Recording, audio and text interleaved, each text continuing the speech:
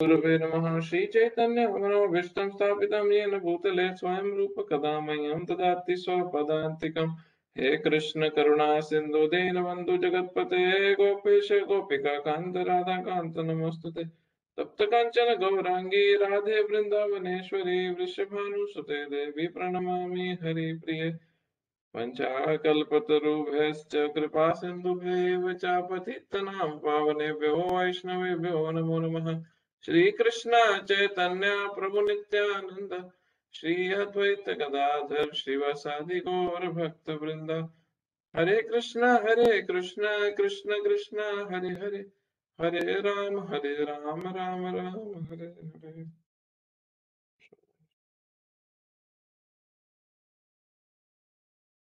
नमो विष्णुपदाय कृष्ण पृष्ठाय भूतले श्रीमते भक्ति वेदांत स्वामी नामिने। नमस्ते सरस्वती देव गौरवाणी प्रचारिणे निर्विशेष शून्यवादी पाश्चात्य देशधारिणे। हरे कृष्ण। सॉरी आज लेट हो गया मैं। Hare Krishna bro, no problem bro. Okay will start straight away. तो हमने 19 श्लोक से लास्ट टाइम शुरू किया था, जहाँ पे भगवान अलग अलग एक्टिविटीज को दोबारा, जो कर्म के अंदर है, कर्म के अंदर सेक्शन है 19 से लेके 40 नंबर तक श्लोक तक, उसमें भगवान ने अलग अलग चीजों को प्रकृति के 3 गुणों से कैसे बंधी हुई है, कैसे हम एक्ट करते हैं डिफरेंटली, वो डिस्क्राइब किया था। तो अगर किसी को नोट ना लिखना तो लिख सकते हैं कि 19 से 22 नंबर श्लोक तक हमारी जो नॉलेज है उसको किस तरह प्रकृति के 3 मोड कंट्रोल करते हैं, वो हमने देखा था। किस तरह प्रकृति के 3 गुण जो हैं, mode of goodness, mode of passion, mode of ignorance, सत्वगुण, रजोगुण और तमोगुण, किस तरह हमारी नॉलेज इन 3 गुणों में बंधी है। फिर 23 से 26 हमने जो पढ़ा था वो था हमारे एक्शन। हमने हमारा ज्ञान, फिर कर्म, और 23 से 26 था हमारे एक्शंस जो हमारे कर्म है, और फिर 27 से 28 था कर्ता, द डूअर, जो करने वाला व्यक्ति है, वो उसकी जो परफॉर्मेंस है, उसके जो कार्य हैं, वो किस तरह प्रकृति के 3 गुणों में फंसे हैं। तो ये हमने लास्ट टाइम डिस्कस किया था। अभी हम करेंगे आज के टॉपिक आगे कि एक व्यक्ति की अंडरस्टैंडिंग 29 से ऑनवर्ड्स करेंगे, देखते हैं हम कितना आगे तक जाते हैं, बेसिकली कितना हम कवर कर पाएंगे आज। सो 29 श्लोक का निकाल लो विनीत प्रभु। यस प्रभु।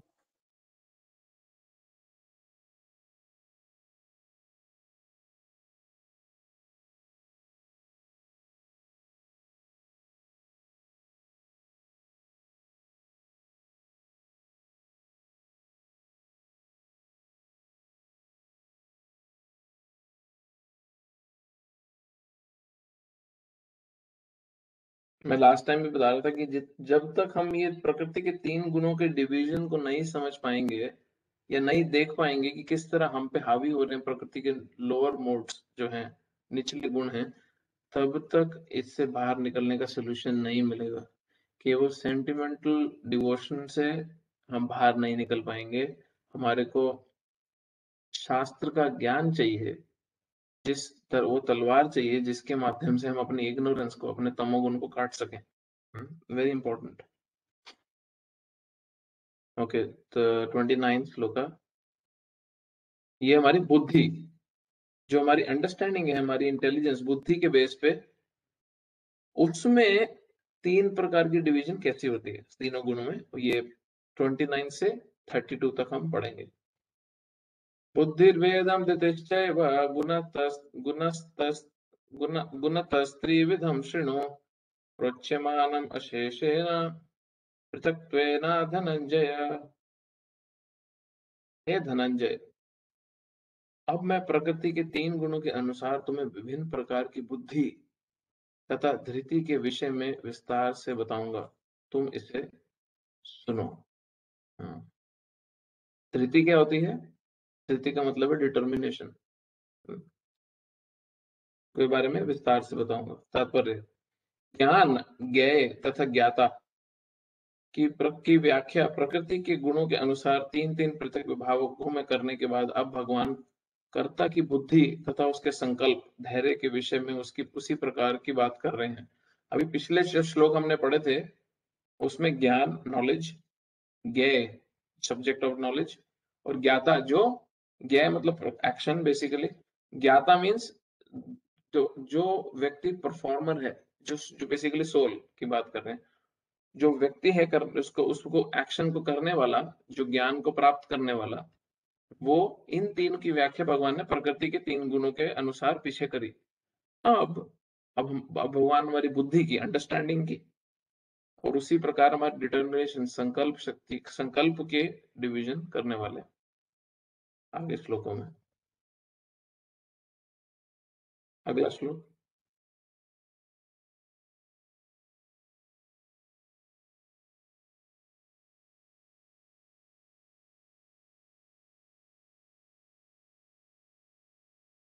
प्रवृत्तिं च निवृत्तिं च कार्य कार्य भयाभये बंधम मोक्षम च ये वेति बुद्धि स पार्थ सात्विकी। सत्वगुण में बुद्धि कैसी होती है? हे प्रथापुत्र, वह बुद्धि सतोगुणी है जिसके द्वारा मनुष्य ये जानता है कि क्या करणीय है और क्या नहीं, किससे डरना चाहिए, किससे नहीं, क्या बांधने वाला है और क्या मुक्ति देने वाला है। ये तीन डिवीजन बहुत इंपॉर्टेंट है। हाँ? करने वाली चीज क्या है और क्या नहीं करने वाली चीज है, कौन से एक्शंस हमें करने हैं, कौन से एक्शंस नहीं करने हैं, डरना किससे और किससे नहीं डरना, और क्या हमारे को बंधन में बांधेगा और क्या हमारे को मुक्त करेगा, ये जानना, ये अंडरस्टैंडिंग होना, ये इंटेलिजेंस का यूज अपने आप में सत्वगुण में आता है। एक सेकंड,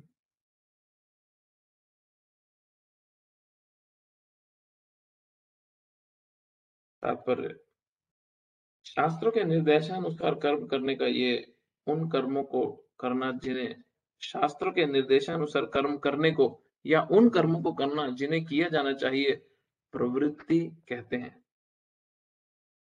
जिन कार्यों को इस तरह निर्देश न, जिन कार्यों का इस तरह निर्देश नहीं होता कि वह नहीं किए जाने चाहिए, जो व्यक्ति शास्त्रों के निर्देशों को नहीं जानता वह कर्मों तथा उनकी प्रतिक्रियाओं से बंध जाता है। जो बुद्धि अच्छे बुरे का भेद बताती है वह सात्विकी बुद्धि है।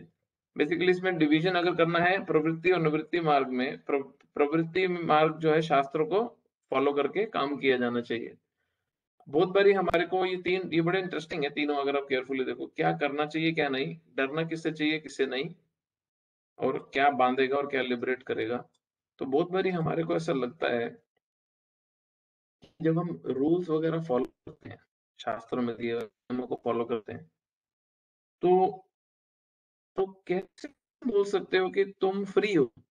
अरे तुम इतने नियम पालन कर रहे हो तो तुम फ्री कैसे हो?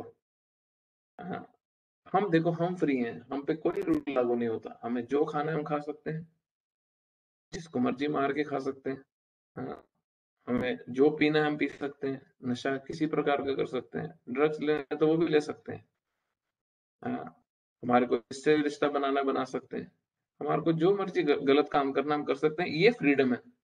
हाँ, और तुम ये नहीं खाना, मांस नहीं खाना, नशा नहीं करना, तुम्हारे रूल खत्म नहीं होते, तो तुम किस तरह बोल सकते हो कि तुम फ्री हो और हम फ्री नहीं है? तो ये व्यक्ति ये नहीं समझता कि उसके एक्शंस उसको बांध रहे हैं और हमारे एक्शंस हमारे को फ्री कर रहे हैं। तो उस समय पे उसको लगता है कि ये फ्रीडम की ओर जा रहा है, ये व्यक्ति फ्री है, आई एम फ्री बर्ड। हाँ, सबको वो चाहिए ना, वुमेन फ्रीडम की बात होती है, फिर जनरल पॉपुलेशन फ्रीडम चाहती है सरकार के नियमों से।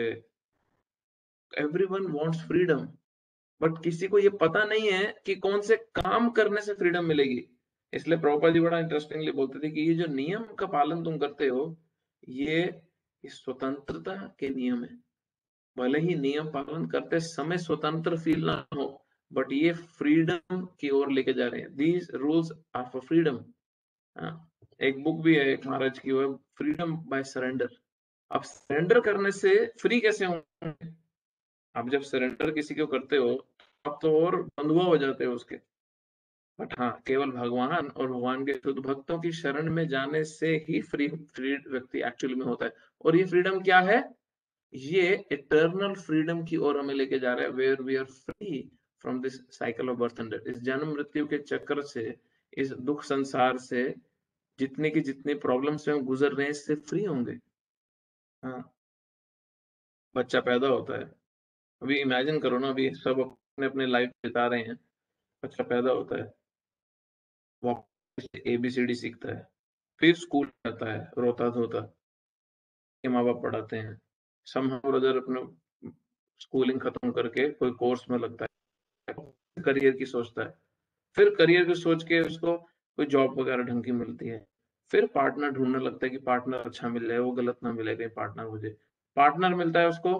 हाँ, पार्टनर के बाद निभाने में उसकी मेहनत, बच्चे होते हैं, फिर बच्चों की पढ़ाई, फिर प्रॉपर्टी, फिर इन्वेस्टमेंट, फिर फ्यूचर प्लानिंग, फिर रिटायरमेंट, वापस से बुढ़ापे की तरफ जाता है, वापस से अपनी इतनी अटैचमेंट पूरे जीवन की पाली होती है, वो सारी अटैचमेंट उसे छूटती है और वो दर्द इतना इंटॉलरेबल होता है, वो दर्द सारी अटैचमेंट्स को छोड़ने का। फिर वो व्यक्ति मरता है, फिर माँ के गर्भ में जाता है, दोबारा से एबीसीडी, फिर स्कूल, फिर कॉलेज, फिर एजुकेशन, फिर करियर, फिर पत्नी, बच्चे, फिर वो पूरा साइकिल, फिर बुढ़ापा आता है, फिर रिटायर होता है, फिर से अपनी अटैचमेंट के कारण पूरा बुढ़ापा दुख में बिताता है। और फिर से वो मरता है, फिर माँ के गर्भ में, फिर एबीसीडी और फिर सब कुछ चालू होता है, फिर शुरू होता है। ये कैसी फ्रीडम है? कैसे बोल सकता है ये व्यक्ति फ्री है? इसलिए स्क्रिप्चर वो फ्रीडम की, मुक्ति, लिबरेशन की प्रॉपर डेफिनेशन देते हैं, होती क्या है? तो जब तक लोगों को एक्चुअल एक्सपीरियंस नहीं होगा, एटलीस्ट थ्योरेटिकली नॉलेज वाइज, कोई अटेम्प्ट नहीं करेगा उस फ्रीडम को पाने की। कोई उस फ्रीडम को पाने का अटेम्प्ट नहीं करेगा। एंड शास्त्र चाहते हैं कि हम उस फ्रीडम को अटेम्प्ट करें, अचीव करने की कोशिश करें। अगला श्लोक।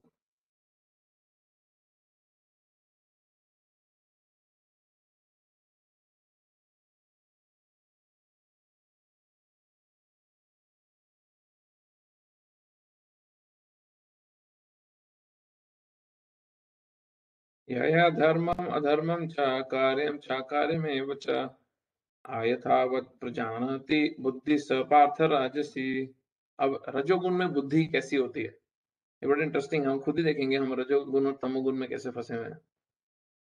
हे प्रथापुत्र, जो बुद्धि धर्म तथा अधर्म, करणीय तथा अकरणीय कर्म में भेद नहीं कर पाती, वह राजसी है। जिसको पता नहीं है कि धर्म क्या है, अधर्म क्या है, करना क्या चाहिए, क्या नहीं करना चाहिए, उसकी कंफ्यूजन है, कंफ्यूज्ड स्टेट में है, वो रजोगुण की बुद्धि है। हम देखते हैं बहुत कॉमनली ना, धर्म के नाम पे कितने सारे ऐसे कार्य हो रहे हैं जो एक्चुअली में अधार्मिक है। हाँ, जो अधार्मिक है, उनका धर्म से कोई लेना देना नहीं है।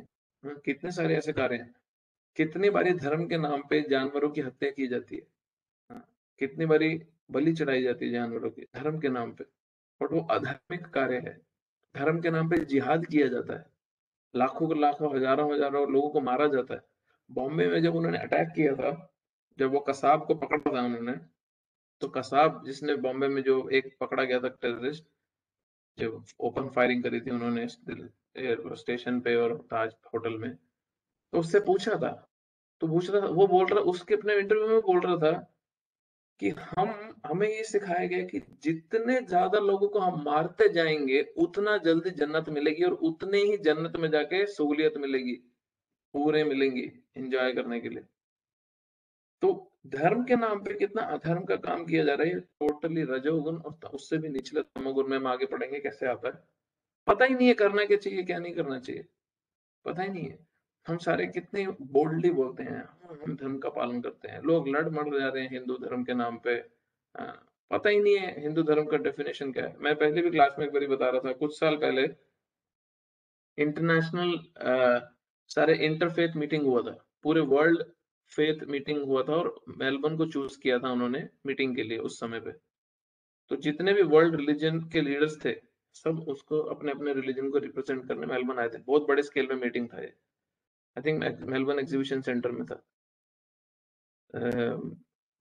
तो जो हिंदुइज्म को रिप्रेजेंट कर रहा था, जो व्यक्ति रिप्रेजेंट कर रहे थे वो और इस्कॉन के एक सन्यासी लंच कर रहे थे और मैं उनको लंच सर्व कर रहा था। एटलीस्ट 10 साल पे 8-10 साल पहले की बात होगी।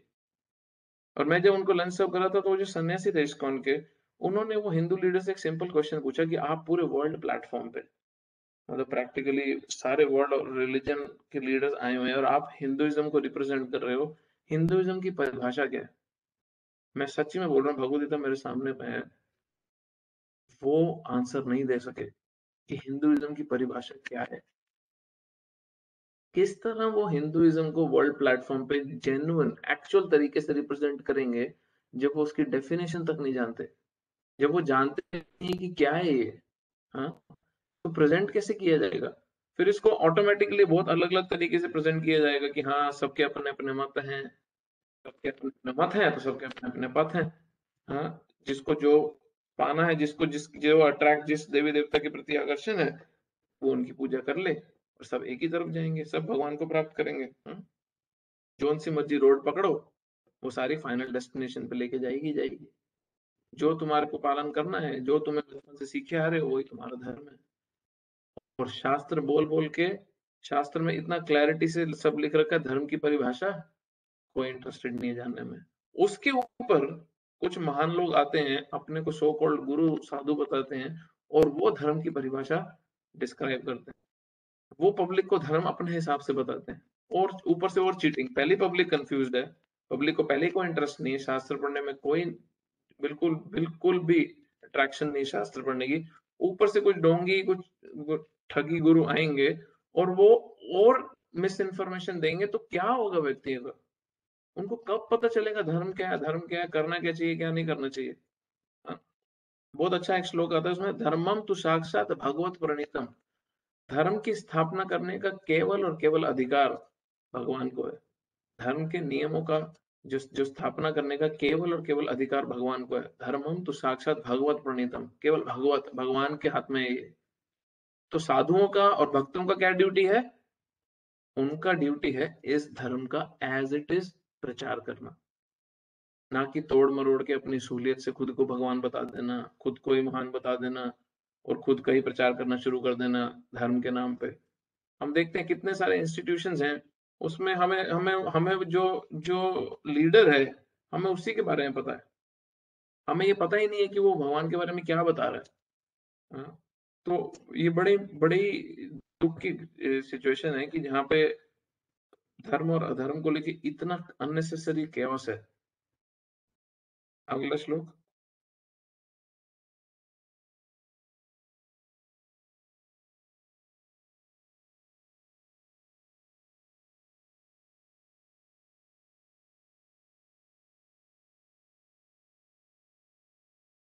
अधर्मं धर्मम् इति या मन्यते तमसावृता सर्वार्थान् विपरीतांश्च बुद्धि स पार्थ तामसी। जो बुद्धि मोह तथा अहंकार के वशीभूत होकर अधर्म को धर्म तथा धर्म को अधर्म मानती है और सदैव विपरीत दिशा में प्रयत्न करती है, वह तामसी है। तो रजोगुण में क्या था कि वो व्यक्ति को पता ही नहीं था कि धर्म अधर्म में डिफरेंस क्या है, कंफ्यूज्ड स्टेट। तमोगुण में क्या है, ये जो मैं जिन लोगों की मैं बात कर रहा हूँ ना, जो जो चोर चकारी धर्म के नाम पे लोगों को पागल बनाते हैं, ये वो कैटेगरी है जो अधर्म को धर्म बताती है और धर्म को अधर्म मानती है, सदैव उल्टा ही काम करती है, विपरीत दिशा में प्रयत्न करती है। सोचो अभी किसी का लीडर ही तामसी बुद्धि का हो तो शिष्यों को क्या होगा? तात्पर्य, तामसी बुद्धि को जिस दिशा में काम करना चाहिए उसे सदैव उल्टी दिशा में काम करती है। यह उन धर्मों को स्वीकृति है जो वास्तव में धर्म नहीं है और वास्तव में धर्म को ठुकराती है। अज्ञानी मनुष्य महात्मा को सामान्य व्यक्ति मानते हैं और सामान्य व्यक्ति को महात्मा स्वीकार करते हैं। वे सत्य को असत्य तथा असत्य को सत्य मानते हैं। वे सारे कामों में कुपथ गुप्त ग्रहण करते हैं, अतएव उनकी बुद्धि तामसी होती है। कुपथ, अच्छा कुपथ, रॉन्ग पाथ, गलत डायरेक्शन ग्रहण करते हैं, उनकी बुद्धि तामसी होती है। हम देखते हैं कितने सारे लोग हमारे आसपास में, हम खुद भी इसी कैटेगरी में कैसे आते हैं। हमारे को कोई जादू टोना कोई दिखा दे ना, कोई टोटका वगैरह कर दे, तो हमारे को ज्यादा अट्रैक्टिव लगता है उस किसके कंपैरिजन में, कि हम पीसफुली बैठे और भगवान के शुद्ध नामों का जाप करें। कोई जादू वगैरह दिखा दे, कोई मंत्र वंत्र फूक दे, कोई यज्ञ कर दे, किसी प्रकार का कोई टोना वगैरह कर दे, वो हमारे को बड़ा अट्रैक्टिव लगता है कई बार। बट देन कि पीसफुली मंदिर जाएं, भगवान के लिए कुछ फ्रूट्स वगैरह ऑफर करें उनको, भगवान का मंदिर साफ करें, भगवान का नाम का जाप करें, भगवत गीता पढ़ें, तो ये धर्म की विधि हमारे को टेस्ट नहीं आता है कुछ लोगों को, जबकि उनको टेस्ट किस में आता है, उनको टेस्ट आएगा। मैं खुद जब छोटा था, मैं खुद एक बारी अपने फादर के साथ में, अभी तो बहुत अच्छे से भक्ति कर रहे हैं, शुरू में मैं खुद उनके साथ में एक मंदिर में गया था जहाँ पे प्रसाद का ही भोग ही शराब का चढ़ता है। दिल्ली में है कनॉट प्लेस के पास भैरव बाबा का मंदिर, वहां मंदिर में नॉर्मल खाना तो कुछ चढ़ाने नहीं देते, विस्की ही चढ़ती है प्रसाद में, और फिर उसी का प्रसाद मिलता है, सब ले लेके पीते रहो। हाँ। अभी क्या उम्मीद करेंगे ना ऐसी जगह से। बंगाल में काली माता के मंदिर में बकरे का प्रसाद चढ़ता है, मारा जाता है वहां बकरे को। तो तमोगुण में एकदम कंप्लीटली करप्ट अंडरस्टैंडिंग है शास्त्र का, कंप्लीटली रॉन्ग अंडरस्टैंडिंग। तो ये हुआ हमारा इंटेलिजेंस का, बुद्धि का, अंडरस्टैंडिंग की तीन डिवीजन। अब हम आएंगे डिटर्मिनेशन पे। तृतीय जो हमारा संकल्प है, वो कैसे तीन में डिवाइड होता है। हमारी डिटर्मिनेशन किस तरह तीन गुणों के हिसाब से डिवाइडेड है, किस तरह हम कई बार बड़े डिटर्मिन होते हैं कुछ करने के लिए और किस तरह फेल हो जाते हैं, देखते हैं।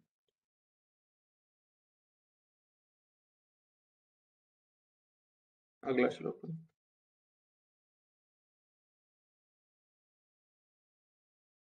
नित्यया धार्यते मनः प्राणेन्द्रिय क्रियः योगिनाभिविचारिण्य धृति स पार्थ सात्विकी।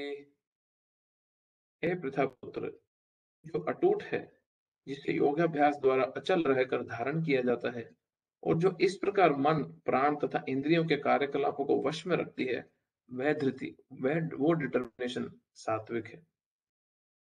योग परमात्मा को जानने का साधन है। जो व्यक्ति मन प्राण तथा इंद्रियों को परमात्मा में एकाग्र करके दृढ़ता पूर्वक उनमें स्थित रहता है, वह कृष्ण भावना में तत्पर होता है। ऐसी धृति डिटर्मिनेशन सात्विकी है, होती है। अभ्यभिचारिण्य शब्द अत्यंत महत्वपूर्ण है, क्योंकि यह सूचक करता है कि कृष्ण भावना अमृत में तत्पर मनुष्य कभी किसी दूसरे कार्य द्वारा विचलित नहीं होता। तो अभी जिसकी डिटर्मिनेशन अपने स्पिरिचुअल पथ से नहीं हटती, और वो साइड ट्रैक नहीं होता अपने जीवन के लक्ष्य से, उसकी जो डिटर्मिनेशन है वो सत्वगुण में है। व्यवसायत्मिका बुद्धि एकेह कुरुनंदन बहुशाखाय अनंतस्य बुद्धयो अव्यवसायिनम, सेकंड चैप्टर में आता है। व्यवसायत्मिका बुद्धि, जिसकी बुद्धि एकदम वन पॉइंटेड है, हाँ, एक ही कुरुनंदन, वो व्यक्ति बहुशाखा, बहुत सारी शाखाओं में अपनी एनर्जी नहीं डालता, बहुत सारे अलग अलग एरियाज में अपनी एनर्जी को डाइवर्ट नहीं करता। बुद्धयो अव्यवसायिनम, जो बहुत जगह पे डिवाइड हो जाता है, वो अपने गोल को अचीव नहीं कर पाता, उसकी सिंगल पॉइंटेड फोकस नहीं रहता। अगला।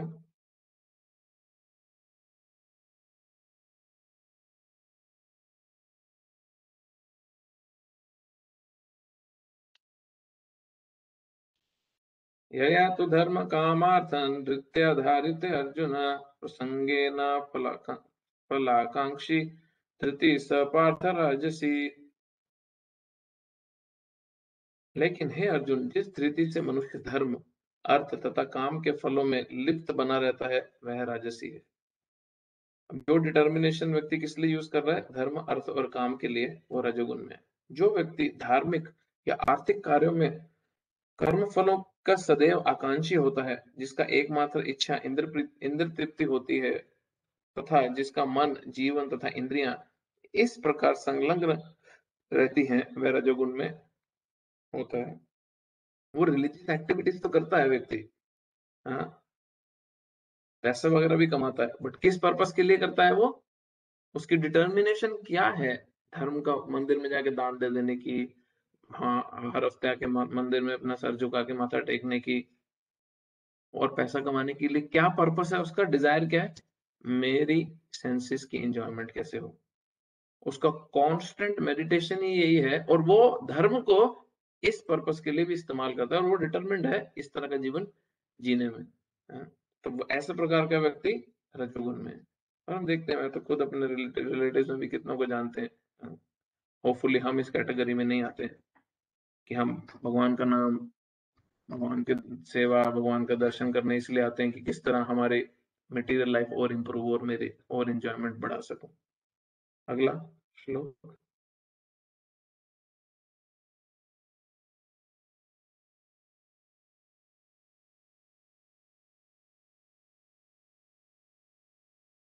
यः स्वप्नं भयं शोकं विषादं मदमेव च नाविमुञ्चति दुर्मेधा धृतिः स पार्थ तामसी। हे पार्थ, जो धृति, वो डिटर्मिनेशन, स्वप्न, भय, शोक, विषाद तथा मोह के परे नहीं जाती, ऐसी दुष्बुद्धि पूर्ण धृति तामसी है। दुर्बुद्धि पूर्ण धृति तामसी है। जो ड्रीम लेने के, हाँ, ड्रीमिंग, हर समय भय में रहना, शोक मनाते रहना, हमेशा मुंह लटका मोरोस रहना, अपनी इल्यूजन क्रिएट करते रहना, सच्चाई से अलग रहना, ऐसे जो डिटर्मिनेशन है, वो तमोगुण में है। इससे ये अर्थ नहीं निकालना चाहिए कि सतोगुण मनुष्य स्वप्न नहीं देखता। यहाँ पर स्वप्न का अर्थ अति निद्रा है, टू मच स्लीपिंग। स्वप्न सदा आते हैं, चाहे वे सात्विक हो, राजसिक हो या तामसिक। स्वप्न को तो प्राकृतिक घटना है, दैट इज नेचुरल, लेकिन जो अपने को अधिक सोने से नहीं बचा पाते, वह भौतिक वस्तुओं को भोगने के गर्व से नहीं बच पाते, जो सदैव संसार पर प्रभुत्व जताने का स्वप्न देखते रहते हैं, और जिनके प्राण, मन तथा इंद्रिय इस प्रकार लिप्त रहती हैं, वे तमस धृति वाले कहे जाते हैं। कॉन्स्टेंटली जस्ट यही उनके मन में डिजायर रहता है, मैं कैसे एंजॉय करूं, मैं कैसे कंट्रोल करूं। मैं भी कल ही किसी लड़के से बात कर रहा था, बोले प्रभु परेशान हो गया हूँ, सारा दिन दिमाग में प्लानिंग बनाता रहता हूँ, ट्रैवल करूंगा, यहाँ जाऊंगा, ट्रैवल करूंगा, वहां जाऊंगा, घंटों घंटों में सोचता ही रहता हूँ, वीडियो देखता रहता हूँ, यही सोचता रहता हूँ, ट्रैवल करूंगा, ऐसा डे ड्रीमिंग जिसको बोलते हैं, कॉन्स्टेंट यही चल रहा है, हाँ। और फिर डिप्रेशन में आने के बाद शौक हो जाता है, लेमेंटेशन होती है, मोरोस होके बैठ जाता है, लॉकडाउन हो गया जी, लॉकडाउन हो गया, हाँ, क्या करें, पूरी तरह मोरोस हो गए। कितने लोग इस समय इन सिचुएशन से गुजर रहे हैं, जिस थोड़ी सी रिस्ट्रिक्शन होने के बाद, क्योंकि हर समय रजोगुण में रहते थे, रजोगुण की एक्टिविटीज जैसे ही बंद हुई, सब तमोगुण में जाना शुरू हो गए। सत्वगुण का टेस्ट ही नहीं है, हायर लाइफस्टाइल का टेस्ट ही नहीं है, स्पिरिचुअल एक्टिविटीज का, स्पिरिचुअल लाइफस्टाइल का टेस्ट ही नहीं है, क्योंकि कभी पता ही नहीं, किसी ने बताया भी नहीं। तो जितना ज्यादा तमोगुण में घुसते जाते हैं, उतना ही क्या बढ़ता है, डे ड्रीमिंग, स्वप्न, सोते भी ज्यादा है ऑटोमेटिकली, कुछ करने को नहीं है तो सोते हैं, भय, फियर बढ़ता है, लेमेंटेशन, शोक बढ़ता है? मोह बढ़ता है, उसका मोरोसनेस बढ़ती है, विषाद में रहता है। सोचो, हम देखें, खुशी नहीं आती, हंसी नहीं आती व्यक्ति के मुंह पे, शक्ल से देख के बता सकते हैं कि ये कितने दिन से हंसा नहीं है ढंग से ये व्यक्ति। तो फिर क्या क्या करना पड़ता है ऐसे व्यक्ति को, नशे का शेल्टर लेना पड़ता है, सिगरेट या अल्कोहल का शेल्टर लेना पड़ता है, क्योंकि अपनी क्षमता से वो बाहर ही नहीं आ पाता इससे। तो ये हमारा अभी 33 तक, 35 तक हुआ ना। हाँ, अभी इस सेक्शन में लास्ट है, खत्म कर देते हैं। हैप्पीनेस, सुख किस तरह 3 गुणों में डिवाइडेड है। 36 श्लोक का।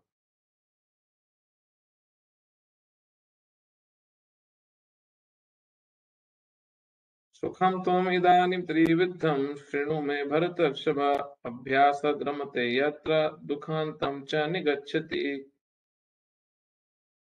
हे भरत श्रेष्ठ, अब मुझसे 3 प्रकार के सुखों के विषय में सुनो, जिनके द्वारा बद्ध जीव भोग करता है और जिसके द्वारा कभी-कभी दुखों का अंत हो जाता है। जो प्रारंभ में विष जैसा लगता है, लेकिन अंत में अमृत के समान है, और जो मनुष्य में आत्म साक्षात्कार जगाता है, वह सात्विक सुख कहलाता है। तो ये 2 श्लोक इकट्ठे हैं क्या इसमें? और 2 श्लोक का इकट्ठा ट्रांसलेशन है। यस प्रभु, दो कट्टे।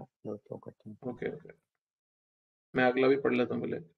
यत्तादग्र विषम व परिणामे मृतोपमं तत्सुखम सात्विकम प्रोक्तम आत्मा बुद्धि प्रसादजम। हम पहले एक एक करके पढ़ते हैं, वापस से ट्रांसलेशन दिखाना। हे भरत श्रेष्ठ, अब मुझसे 3 प्रकार के सुखों के विषय में सुनो, जिनके द्वारा बुद्ध भोग करता है और जिसके द्वारा कभी-कभी दुखों का अंत हो जाता है। ये पहला श्लोक है। अब भगवान लिस्ट बताएंगे 3 प्रकार के सुखों की। तात्पर्य,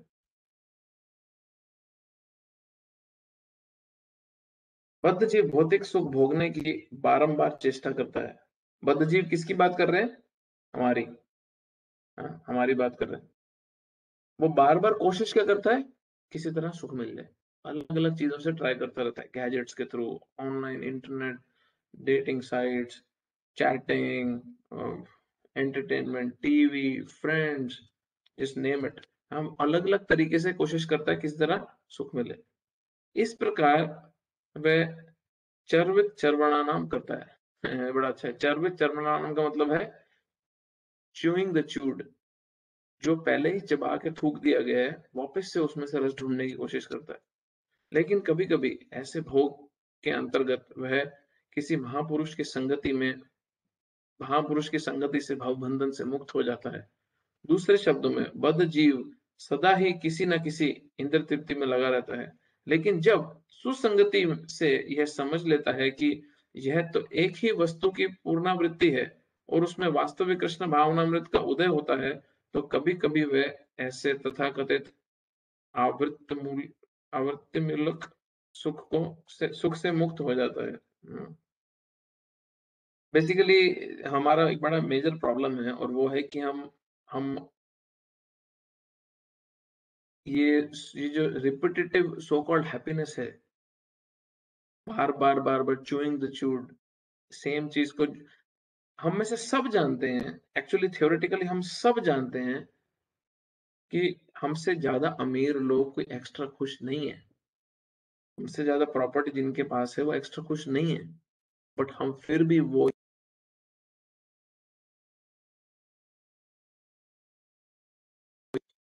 मेरे को म्यूट किया गया हमने अभी। हम फिर भी वही च्युइंगम चबाना चाहते हैं जिसको ऑलरेडी कोई चबा के फेंक चुका है और उसको टेस्ट नहीं मिला। ये एक्चुअली बड़ी प्रॉब्लम है। देखते हैं अगले श्लोक में क्या आता है। जो प्रारंभ में विष जैसा लगता है, ये प्लीज अब के अगले 3 श्लोक बहुत इंपॉर्टेंट हैं, प्लीज इनको ध्यान से सुने। जो प्रारंभ में विष जैसा लगता है लेकिन अंत में अमृत के समान है, जो मनुष्य में आत्म साक्षात्कार जगाता है, वह सात्विक सुख कहलाता है। जो सत्व गुण में जो सुपीरियर टाइप की हैप्पीनेस होती है, वो शुरू में कड़वी लग सकती है, बाद में मीठी लगती है। ये सत्व गुणी सुख है, ये हाइयर लेवल का सुख है। शुरू में वो कड़वा लग सकता है, शुरू में उसमें कड़वाहट हो सकती है। दवाई भी लेते हैं शरीर को ठीक करना, तो कड़वी लगती है, बट उसमें बाद में रिजल्ट क्या आता है? हम ठीक होने के बाद सुखी महसूस करते हैं।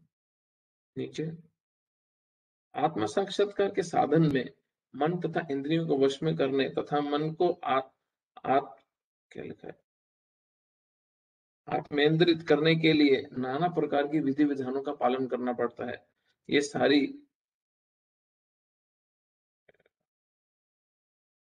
विधियां बहुत कठिन हैं और विष के समान अत्यंत कड़वी लगने लगती हैं। लेकिन यदि कोई इन नियमों के पालन में सफल हो जाता है और दिव्य पद प्राप्त हो जाता है, तो वह वास्तविक अमृत का पान करने लगता है और जीवन का सुख प्राप्त करता है। हम जैसे बात कर रहे थे, अभी किसको अच्छा लगता है ना रूल्स फॉलो करना? तो ये तो बहुत कड़वा सीन लगता है। यहाँ नहीं जाना, वो नहीं करना, ऐसा नहीं खाना, वैसा नहीं खाना, हाँ? गलत संगत से बचो, अपना टाइम वेस्ट मत करो फालतू चीज़ों में।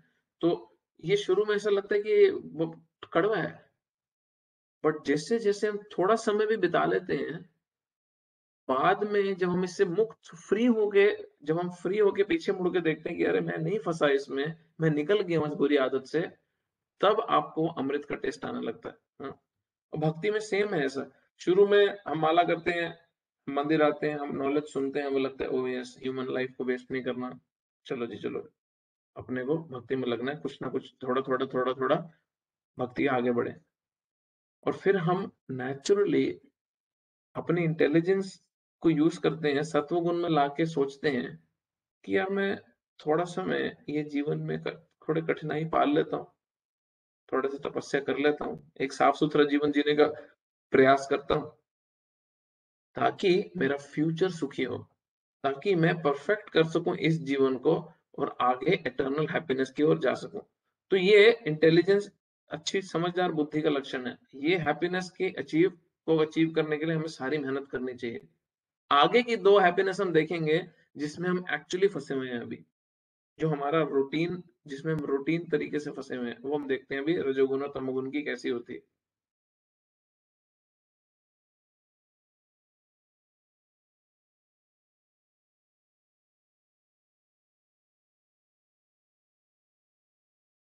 विषेन्द्रिया संयोगात् यत्तद् अग्रे अमृतोपमम् परिणामे विषम एव तत्सुखम राजसं स्मृतम्।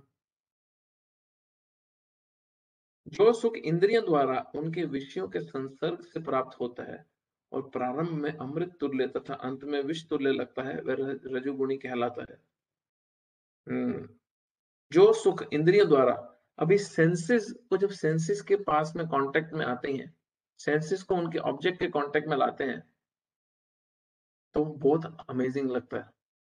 बट बाद में उसका क्या रिजल्ट आना है, जो उससे दुख मिलेंगे, वो दिखता नहीं है, बट वो बाद में रिजल्ट मिलता है। किसी को बड़ा इंटरेस्ट है, बहुत ही स्वादिष्ट उसको जानवर खाने का शौक है, तंदूरी ये तंदूरी वो, बटर चिकन ये वगैरह, उस समय बहुत स्वाद लगता है। बट बाद में उसका कर्मों का क्या रिजल्ट मिलना है उसको, क्या उसको दंड मिलेंगे उसके, किसी जीव की हत्या सिर्फ अपने स्वाद के लिए करने के लिए, वो बाद में समझता है। वो बाद में जब पड़ती है तो अकल आती है, वो विष बाद में मिलता है। ये रजोगुण में सुख की प्राप्ति है। तात्पर्य में प्रभुपाद जी बहुत स्ट्रांग, बहुत अमेजिंग एक्सप्लेनेशन दे रहे हैं, तो उसको सुनते हैं। जब कोई युवक किसी युवती से मिलता है, जब कोई लड़का किसी लड़की से मिलता है, तो इंद्रियां युवकों युवकों को प्रेरित करती हैं कि वह उस युवती को देखे, उसका स्पर्श करे, उसे संभोग करे। प्रारंभ में इंद्रियों को यह अत्यंत सुखकर लगता है, लेकिन अंत में या कुछ समय बाद वही विष तुल्य बन जाता है। तब वह विलग हो जाता है या उनमें तलाक, विवाह विच्छेद हो जाता है। फिर शोक, विषाद इत्यादि उत्पन्न होता है। ऐसा सुख सदैव राजसी होता है। जो सुख इंद्रियों और विषयों के संयोग से प्राप्त होता है, दुख कारण वह सदैव दुख का कारण बनता है। अतएव इससे सभी तरह से बचना चाहिए। Man naturally gets attracted to woman और फिर बाकी सारी चीजें फॉलो करती हैं। हाँ, बट उसके बाद में वो फिर शादी कर लेते हैं, फिर बच्चे होते हैं, फिर परिवार आगे बढ़ता है। बट अगर अगर उनका रिलेशनशिप केवल और केवल इस एक्सटर्नल प्लेटफॉर्म पे ही है, सिर्फ सेंस एंजॉयमेंट के लेवल पे है, तो ये रिश्ता बहुत जल्दी खत्म भी हो जाता है, टूट जाता है। क्यों?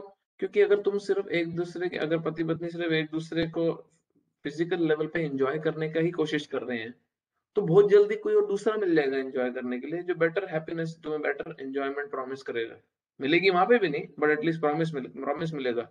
तो व्यक्ति क्या करेगा, अपने पार्टनर को छोड़ेगा और बाहर जाके मुंह मारेगा।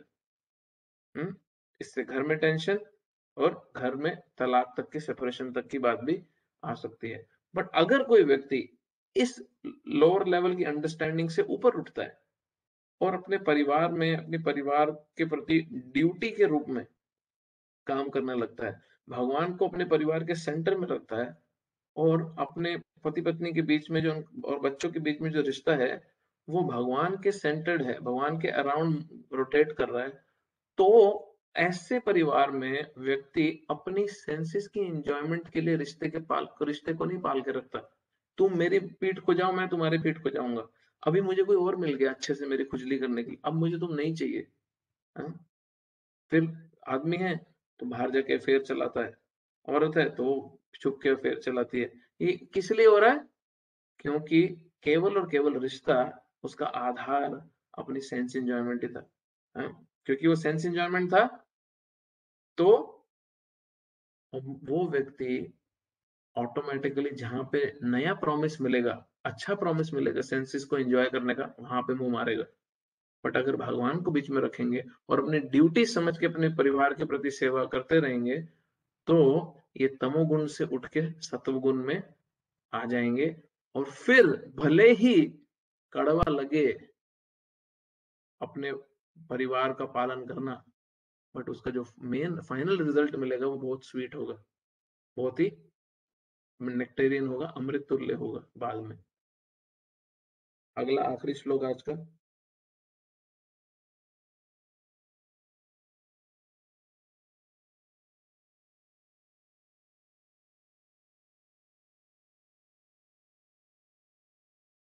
यदाग्रे चानुबन्धे च सुखं मोहानमात्मनः निद्रालस्य प्रमादोत्थं तत्तामसम् उदाहृतम्। और जो सुख आत्मा साक्षात के प्रति अंधा है, उसका कोई इंटरेस्ट ही नहीं है स्पिरिचुअल रियलाइजेशन में, जो प्रारंभ से लेके अंत तक मोह कारक है, इल्यूजन में है कंप्लीटली। और जो निद्रा, आलस्य तथा मोह से उत्पन्न होता है, वह तामसी कहलाता है। कुछ ऐसे लोग हैं जिनको जिनको सोना ही सुख लगता है। थके हों तो सोना एक बात है, बट उनके सबसे ज़्यादा दिन का समय ही सोने में जाता है, उसी में ही खुशी ढूँढते हैं। नशे में खुशी ढूँढते हैं, इल्यूजन में एकदम झूठा बनावटी जीने में खुशी ढूँढते हैं। ये तमोगुणी के लक्षण है। ये तमोगुण में सुख है। तात्पर्य देखते हैं। जो व्यक्ति आलस्य तथा निद्रा में ही सुखी रहता है, वह निश्चय ही तमोगुणी है। जिस व्यक्ति को इसका कोई अनुमान नहीं है कि किस प्रकार कर्म किया जाए और किस प्रकार नहीं, वह भी तमोगुणी है। तमोगुणी व्यक्ति के लिए सारी वस्तुएं भ्रम है। उसे ना तो प्रारंभ में सुख मिलता है, ना अंत में। रजोगुणी व्यक्ति के लिए प्रारंभ में कुछ क्षणिक सुख है और अंत में दुख हो सकता है, लेकिन जो तमोगुणी है उसे प्रारंभ से में तथा अंत में दुख ही दुख मिलता है। अब जो ड्रग्स ले रहा है, हाँ, शुरू में भी दुखी, बाद में भी दुखी। हाँ, बुरी आदतों में जो फंसा हुआ है, हाँ, नशे में पड़ा हुआ है, उसको कोई एंजॉयमेंट नहीं मिलती। हाँ, वो शुरू में भी दुखी, बाद में भी दुखी। क्यों? उसको क्या सुख लगता है? वो व्यक्ति को, उसको वो सुख किसमें ढूंढ रहा है? वो ढूंढ रहा है इल्यूजन में। हाँ, नशे में रहने को सुख मानता है, जबकि वो अपने रियल स्टेट में है ही नहीं। तो ये तमोगुण के स्तर पे सुख है। हम देख सकते हैं मोस्टली मतलब सारे आपकी बात नहीं कर रहा मैं, बट ज्यादातर लोग रजोगुण और तमोगुण के सुख में ही फंसे हैं। सत्वगुण के सुख का तो उनको अच्छा ही नहीं लगता। तपस्या करनी है, भगवान के लिए व्रत रखना है, ओहो कष्ट कौन देगा अपने आप को, ये तो विष है। बट बाद में जो अमृत मिलेगा उसकी चिंता नहीं है। आई थिंक आखिरी श्लोक इनको वाइंड अप कर रहा है, तो खत्म करते हैं वो पढ़ के।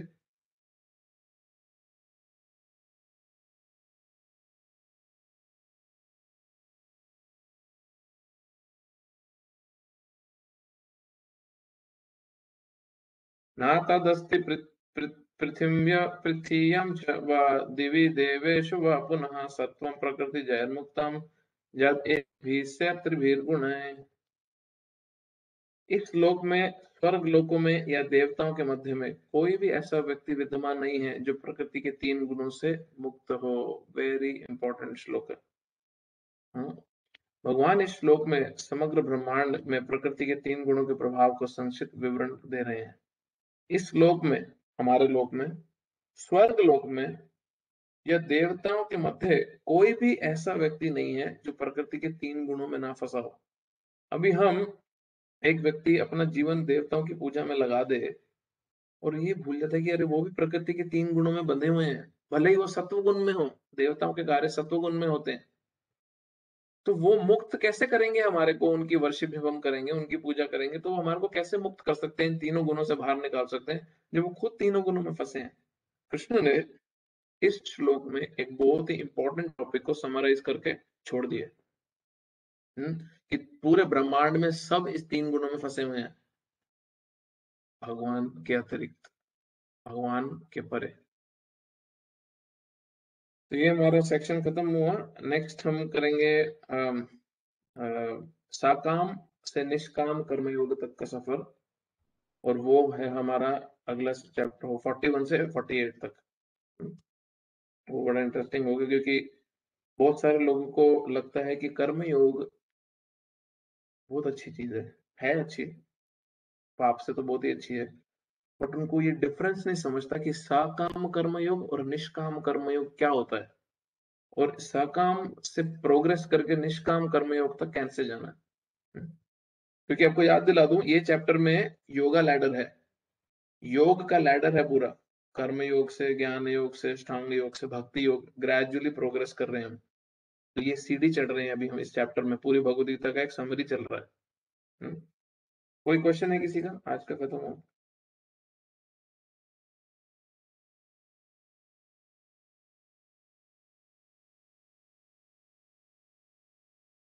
हरे कृष्णा प्रभु। जी। प्रभु हमने आपने धर्मा की बात की थी, तो धर्मा की अलग अलग Bhagavad Gita as it is के हिसाब से, तो मतलब धर्मा की एक्चुअल डेफिनेशन है क्या? मतलब धर्मा इज, मेरे धर्म को की एक ही अपने डेफिनेशन है, उसका इस्तेमाल लोग अलग अलग से कर सकते हैं, बट शास्त्र में धर्म की एक ही परिभाषा दे रखी है, और वो है, धर्म का मतलब होता है हमारा किसी भी चीज का अनचेंजिंग नेचर, स्वभाव, वो उसका धर्म होता है। जैसे चीनी का धर्म मिठास देना है, अगर चीनी अब मिठास देना बंद कर दे तो अपना धर्म नहीं निभा रही। वैसे नमक है नमकीन करना, पानी का है गीला करना। आपने कभी सूखा पानी देखा है?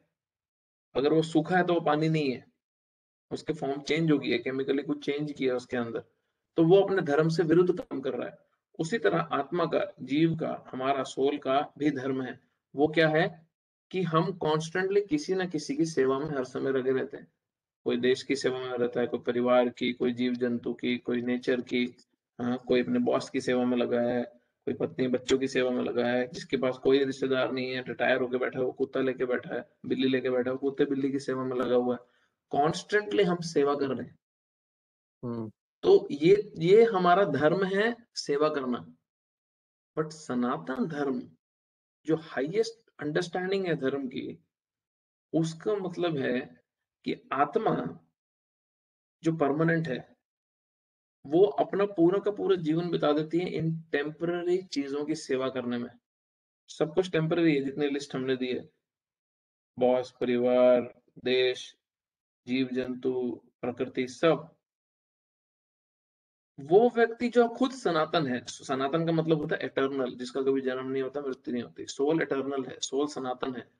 तो जब वो सनातन सोल, सनातन आत्मा, भगवान जो भी सनातन है, वो भी एटर्नल है, उनका भी कभी अंत नहीं होता, कभी बिगनिंग नहीं थी, कभी एंड नहीं है। जो वो सोल अपनी सेवा का जो भाव है, जो सर्विस एटीट्यूड है, वो जब भगवान के ऊपर उसको लागू करती है, जब अपने सर्विस एटीट्यूड से भगवान को रिलेशनशिप बनाने में प्रयास कोशिश करती है अपना, वो जो धर्म की परिभाषा है, तब जाके वो सनातन धर्म बनता है। जब सोल भगवान से अपना रिश्ता पुनः स्थापित करने का प्रयास करती है, तो वो एक्टिविटी, वो जो नेचर है हमारा, अनचेंजिंग इनर्ट नेचर है हमारा सेवा करने का, तब जाके वो सनातन धर्म बनता है, वो धर्म की परिभाषा। और हमारे को इटर्नल हैप्पीनेस अगर चाहिए, अनएंडिंग हैप्पीनेस चाहिए, तो हमारे को उस इटर्नल रिलेशनशिप के लिए ही एम करना पड़ेगा। देखो मैं बार-बार बोलता हूँ, कई बारी आपने भी सुना भी होगा कि ये पैरेलल ट्रैक हमारे चल रहे हैं। एक है हमारा इस जीवन के धर्म, इस जीवन की ड्यूटीज़, परिवार, देश, आस-पास के लोग, रिलेटिव्स के प्रति, बच्चों के, बीवी के प्रति, ऑफ़िस के प्रति हमारी, और एक है हमारा सनातन धर्म, जो हमारा भगवान के प्रति ड्यूटी है, जो परमानेंट है, फिक्स्ड है, वो कभी चेंज नहीं होगा। तो हमारे को इस 25, 30, 50 साल, 60 साल का जो हमारा जो धर्म है, वो भी निभाना है, और ये जो परमानेंट रिलेशनशिप है भगवान से, उसको भी निभाना है। तो इस गाड़ी को साथ-साथ चलाना है, इस पैरेलल ट्रैक को साथ-साथ चलाना है। ये चलाने का जो बैलेंस है, ये भगवत गीता का पूरा एजुकेशन है। किस तरह हम अपने शारीरिक धर्म को और अपने सोल के, अपने इटर्नल, अपने सनातन धर्म को साइमल्टेनियसली निभाएँ। ये नहीं कि हम सारी एनर्जी अपने सिर्फ शरीर से जुड़े चीज़ों में के धर्म में लगा दें और फिर दुखी रहें, स्ट्रेस्ड हो जाएँ, डिप्रेशन में आ जाएँ और सोचें कि पता नहीं क्यों दुखी हूँ, पता नहीं क्यों प्रॉब्लम है मुझे, इतना स्ट्रेस क्यों है मुझे? नहीं, प्रॉब्लम यही है कि हम जो स्वयं हैं, आत्मा, जो कभी चेंज नहीं हो रहा हमारा नेचर, हम उस धर्म पे, उस रिलेशनशिप को, उस सेवा को अचीव करने का बिल्कुल प्रयास नहीं कर रहे, ज़ीरो है। तो ये ट्रैक हमने उखाड़ के फेंक दिया, स्पिरिचुअल ट्रैक, और हम केवल मटेरियल ट्रैक पे अपनी गाड़ी चलाने की कोशिश कर रहे हैं और फिर उम्मीद कर रहे हैं कि गाड़ी पटरी से गिरे ना। अरे पटरी पे चढ़ ही नहीं है अभी तो वो प्रॉपर्ली। वो स्मूथली आगे बढ़ेगी कैसे वो गाड़ी? अभी तो उसके उसका वो तो ट्रैक पे आई नहीं है ढंग से। लोगों को लगता है कि शायद मैंने ना कुछ गलती कर दी है जो मेरे को सुख नहीं मिला। शायद ये फिक्स कर लेता हूँ, शायद वो फिक्स कर लेता हूँ। मेबी जॉब ठीक नहीं है, मेबी जॉब मेरे लाइकिंग की नहीं है, मेबी मेरा पार्टनर ठीक नहीं है, मेबी पार्टनर चेंज कर लेता हूँ। पता नहीं उनके बच्चे तो बड़े अच्छे हैं, हमारे बच्चे नालायक क्यों निकले हैं? हमारा घर छोटा है, हमारा घर बड़ा ले लेते हैं, इन्वेस्टमेंट ज़्यादा कर लेते हैं, मैंने गलत शेयर खरीद लिए, अरे क्रिप्टो मार्केट डूब गई, मैंने पैसा क्यों नहीं पहले निकाला? ऑन एंड ऑन चलता जाता है, चलता जाता है, चलता जाता है, चलता क्या कर रहे हैं हम? पटरी, एक सिंगल पटरी पे गाड़ी को चढ़ाने की कोशिश कर रहे हैं, नीचे जो यही ढूँढ रहे हैं गाड़ी के नीचे घुस के कि पटरी में कहाँ प्रॉब्लम है, पटरी में कहाँ प्रॉब्लम है। हमारी मूर्खता इतनी है कि हम ये भूल गए कि भैया जो हमारी मेन जो अगली पैरेलल पटरी है, वो तो हमने हटा दी है, तो चलेगी कैसे ये गाड़ी स्मूथली? इसलिए बहुत इम्पोर्टेंट है हमारे शरीर से जुड़े धर्म को निभाना, और हमारा जो सनातन धर्म है, जो हमारा भगवान से अनचेंजिंग परमानेंट रिलेशनशिप है। आप में से किसी में हिम्मत है तो भी ट्राई कर लेना, इस रिलेशन को नहीं तोड़ पाओगे, भगवान से जो हमारा रिश्ता है। क्योंकि आप अपने आप को कभी भी ये घोषित नहीं कर पाओगे कि मैं आज से आत्मा नहीं हूँ। आप ये मान सकते हो कि मैं आत्मा नहीं हूँ, बट आप एक अपने आप को एक आप इस स्टेज पे कभी नहीं आ सकते कि मैं आत्मा नहीं हूँ। क्यों? क्योंकि आपका वो इटर्नल स्वरूप है। उसको हम अपनी किसी भी मूर्खता वाली हरकत से, किसी भी स्टूपिड एक्टिविटी से चेंज नहीं कर सकते। वो फिक्स्ड है। हमारा रिलेशनशिप भगवान से फिक्स्ड है, वो चेंज नहीं हो सकता। हमारा उसके प्रति एटीट्यूड चेंज हो सकता है, अच्छा या बुरा, बट वो रिश्ता चेंज नहीं हो सकता। कोई व्यक्ति पैदा होके बोले मुझे मेरे माँ-बाप चेंज करने हैं। हाँ, तो वो ऐसे सुन के ऐसा लगा भाई पागलखाने भेजो इसको। तेरे माँ-बाप कहाँ से चेंज करें अभी? तू पैदा हो चुका है। हाँ, तो सोल तो इटर्नली भगवान का पार्ट एंड पार्सल है। तो ये सनातन धर्म को का पालन करना ही सुख का रास्ता है। इतना कॉमन सेंस अगर हम सिर्फ इतना समझ लें, तो हमारे बहुत मेजर प्रॉब्लम सॉल्व हो जाएगी। ठीक है ब्रो? Thank you bro. प्रभु एक इसमें छोटा-सा हो रहा है कि जब जैसे आपने बोला एक शारीरिक धर्म है और एक सोल का धर्म है। तो और जैसे और भी धर्म होते हैं जैसे शारीरिक धर्म के अंदर ही आया था बच्चों की तरफ धर्म या हाँ, ऑफ अपने कोर्स। पेरेंट्स की तरफ धर्म, तो उसके बीच में करेक्ट। कॉन्फ्लिक्ट जब आ जाता है तो कौन-सा धर्म चूज़ करना चाहिए? उसके बीच में जब कॉन्फ्लिक्ट आता है, तो आपको उस समय पे अपनी ड्यूटी सबसे ज़्यादा कहाँ पे रिक्वायर्ड है, वो उसके हिसाब से चूज़ करना चाहिए। जैसे मैं एक एग्ज़ाम्पल सिंपल से देता हूँ।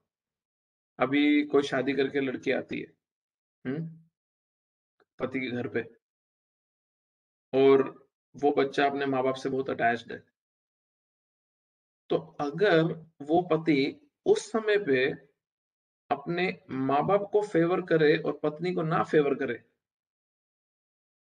तो ये वो अपना शारीरिक धर्म ठीक से नहीं निभा रहा। क्यों?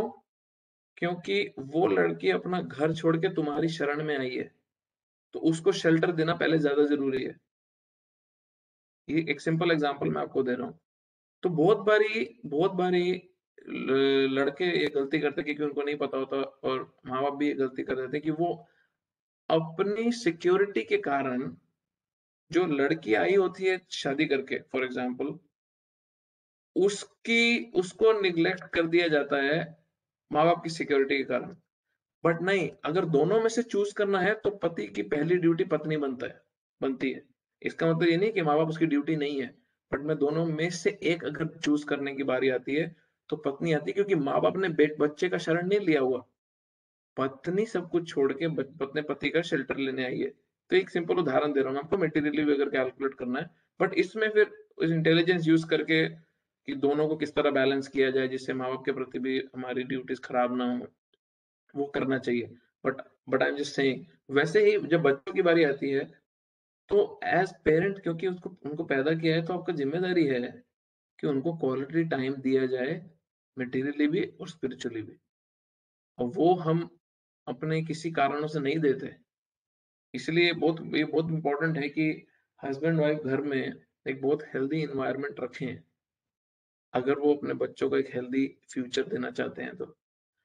जिन घरों में माँ-बाप बहुत लड़ते हैं, उन बच्चों पे साइकोलॉजिकली इफ़ेक्ट नेगेटिव बहुत ज़्यादा पड़ता है इन कंपैरिज़न टू जहाँ पे हस्बैंड वाइफ का रिलेशनशिप बहुत अच्छा है। हुँ, तो ये सारी बेसिक ड्यूटीज़ हैं जो समझना चाहिए, बट इसको अगर बहुत स्ट्रांगली निभाना है, तो अगर किसी का सनातन धर्म का ट्रैक बहुत सॉलिडली फिक्स्ड है, तो वो उसमें इतनी अच्छी क्वालिटीज़ ऑटोमैटिकली डेवलप होएँगी कि वो अपनी मटेरियल ड्यूटीज़, अपने शारीरिक ड्यूटीज़ को भी ठीक से निभा पाएगा। क्यों?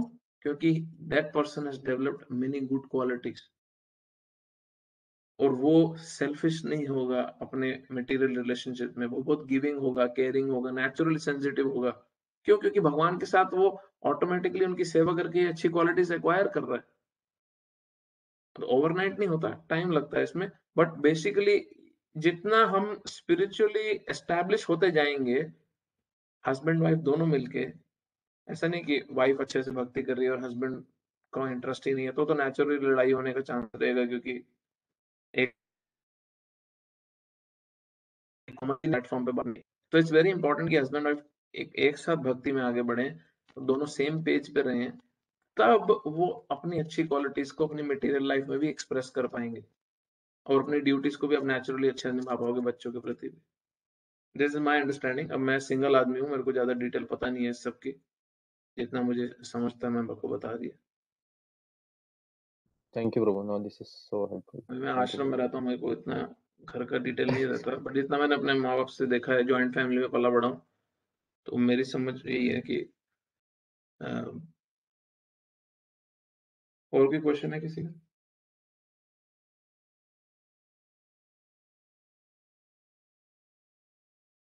ठीक है, विल फिनिश। ग्रंथराज श्रीमद् भगवद गीता की जय, श्रील प्रभुपाद की जय। Hare Hare Krishna, Krishna, Prabhu. Thank you. Hare Krishna. Hare Krishna, Prabhu. Hare Krishna. Thank you so much.